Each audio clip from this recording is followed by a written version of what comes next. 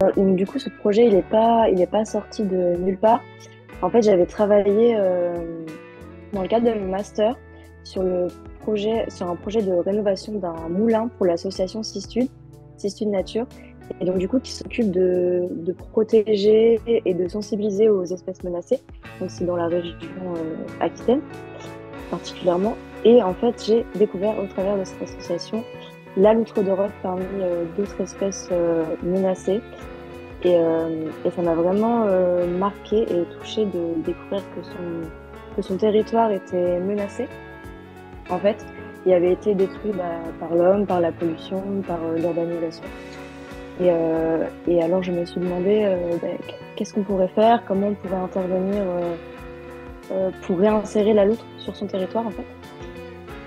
Et c'est comme ça qu'est né ce projet. Donc, pour pallier à... Enfin, je recommence. Donc, je me suis demandé comment réinsérer la loutre sur son territoire. Et pour ça, j'ai conçu une catiche artificielle. Donc, qu'est-ce qu'une catiche?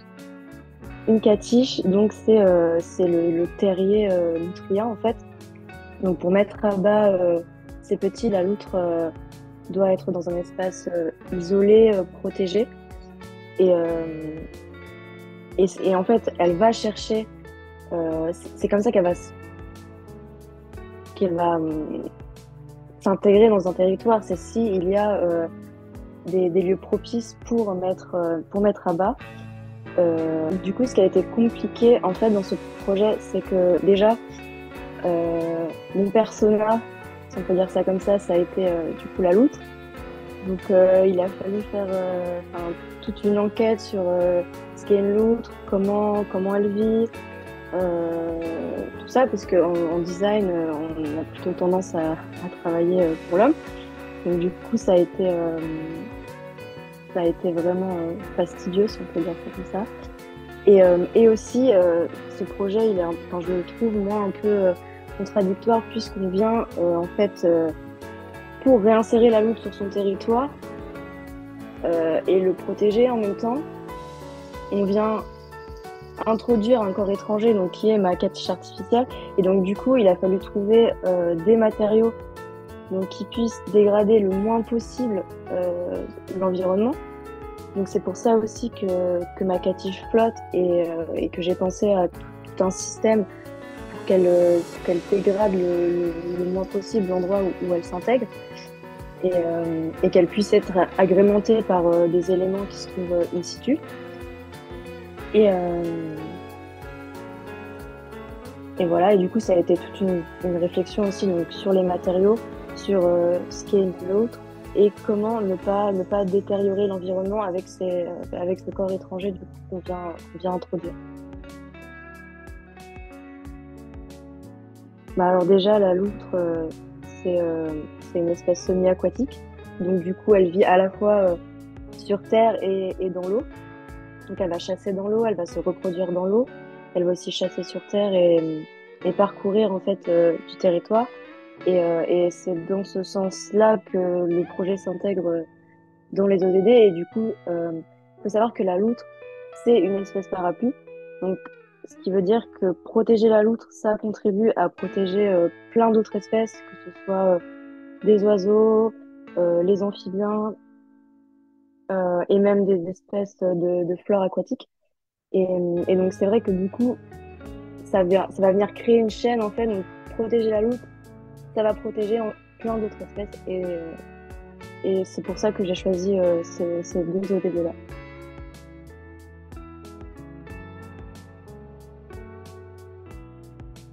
C'est aussi pour ça que j'ai participé au concours parce que j'aimerais pouvoir le développer. C'est vrai que pour l'instant, j'ai pas les financements. J'ai développé une maquette, mais malheureusement pas à l'échelle. Ce qui serait bien, c'est de faire une maquette à l'échelle, de l'introduire sur un lieu et de voir si ça fonctionne parce que pour l'instant, tout ça, c'est théorique et ça se trouve, jamais les loups ne se l'approprieront. Et du coup, ce que j'aimerais, donc, comme vous l'avez pu voir sur les plans, c'est c'est un peu fourni en kit, donc c'est des pièces détachées qui sont à assembler par l'utilisateur. Et du coup, j'avais pensé comme utilisateur soit Donc des particuliers qui ont un point d'eau et dont on sait que éventuellement la loutre a été répertoriée sur ce territoire-là, ou alors enfin, et ou à des associations du coup comme Sistu de Nature. Et du coup, cette catiche, elle va servir à récolter et à suivre, et à récolter des données et à suivre l'espèce. Et ce serait vraiment, vraiment chouette. Et du coup, je suis en contact avec un ingénieur, donc j'attends des nouvelles pour savoir dans quelle mesure et surtout le coût de fabrication, parce que si ça s'adresse à des particuliers ou à des associations, il faut que ce soit quand même accessible. Donc voilà. J'ai répondu juste avant, c'est justement pour faire connaître le projet et éventuellement pouvoir avoir des financements. Et puis c'est vrai que c'est un projet que je trouve intéressant et actuel et qui pourrait après ouvrir à, je sais pas, une multitude de petits projets qui s'adresseraient à d'autres espèces menacées. Donc, ouais.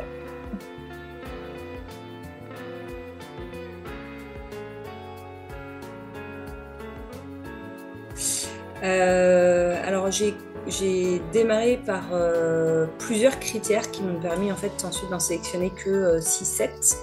Et ensuite j'ai peaufiné un peu plus les critères de sélection. Donc les premiers critères que j'ai sélectionnés, c'était des critères qui étaient en rapport avec la démarche vraiment de design. Donc tout ce qui va être, est-ce que le projet est bien expliqué, est-ce qu'il est contextualisé, est-ce qu'il y a des études, des recherches en fait, qui ont été menées avant même de trouver des solutions, comment il a été présenté aussi, la présentation elle-même, est-ce que voilà, c'est esthétique, est-ce que c'est quelque chose d'assez lisible et de facile en fait, à appréhender. Donc ça c'est vraiment, j'ai envie de dire, de la partie base en fait, d'un projet. Moi, ce qui m'a plu aussi, c'est de regarder, d'évaluer la partie usage. Est-ce que voilà, il y a vraiment une attention qui a été portée sur les différents usagers qui utilisent ensuite les produits. À quel point le projet était abouti aussi. Se poser un petit peu la question de voilà. Moi, je trouvais ça intéressant ceux qui, par exemple, pouvaient dire que voilà, qui savaient que pour le moment ça c'était pas abouti, mais que voilà, les prochaines étapes seraient telle et telle étape. Donc ça, je trouvais ça intéressant. Et aussi s'il y avait de l'innovation. Alors c'est pas obligatoirement de la création pure et dure et innovation, mais c'est au moins la capacité qu'ils ont eu à pouvoir utiliser des choses qui existent et à créer en fait à partir de ça. Donc ça, c'était vraiment sur la partie démarche design, j'ai envie de dire. Et sur la partie en fait qui était plus sur Horizon, sur le sujet, là c'était en rapport avec tout ce qui va être écologique et social. Donc là, moi, mes critères, c'était est-ce qu'il y a un vrai intérêt en fait écologique et social, et est-ce que en fait c'est réaliste, dans le sens où il y a des choses qui peuvent être des fois très intéressantes, mais en fait qui sont complètement irréalisables dans notre monde. Donc voilà, c'est sur ces critères-là. Et moi, il y a une chose qui m'était importante aussi, c'était tout ce qui était orthographe, syntaxe et vocabulaire écologique aussi, l'appréhension en fait du vocabulaire écologique. Voilà, sur ça, c'était la première phase en fait, pour faire vraiment la première, j'ai envie de dire, sélection. Et ensuite, j'ai peaufiné un petit peu plus j'ai enlevé certains critères pour donner un peu plus de force à certains éléments. Comme par exemple, est-ce que le côté réaliste était réellement présent et l'usage. Là, je me suis vraiment plus appuyée là-dessus. Voilà. Donc, ce que j'ai aimé sur le projet, donc en effet, j'en parle un tout petit peu avant, c'est le choix des matériaux. Je trouve qu'ils sont plutôt judicieux. Je ne sais pas si Julie a été accompagnée sur ça, mais je trouve qu'ils sont plutôt judicieux. Il y a des belles choses à faire. D'un point de vue, par contre, faisabilité industrielle, je pense qu'il y a encore un travail à faire important, principalement sur la céramique. Voilà. Je pense qu'elle pourrait peut-être aller un peu plus loin sur des matériaux plus circulaires. peut-être réfléchir à des... parce que là, la céramique, c'est un sens, c'est un terme très large, j'ai envie de dire. Est-ce qu'il n'y a pas ces éléments-là, en fait, ces petites bouées, est-ce qu'elles ne pourraient pas les faire avec des terres qui sont plutôt d'origine de l'endroit où en fait vont être implantés ces nids, qui permettraient en fait voilà, d'avoir en plus de la création qui est effectuée sur le territoire et avec voilà, les matériaux du territoire. Donc ce serait intéressant. Je pense qu'il faut s'interroger sur au niveau du liège aussi. Est-ce que le liège ne risque pas de détériorer en fait les eaux en dégageant en fait des produits, éventuellement des toxines, etc. Je pense que ça, il faut faire un petit peu attention.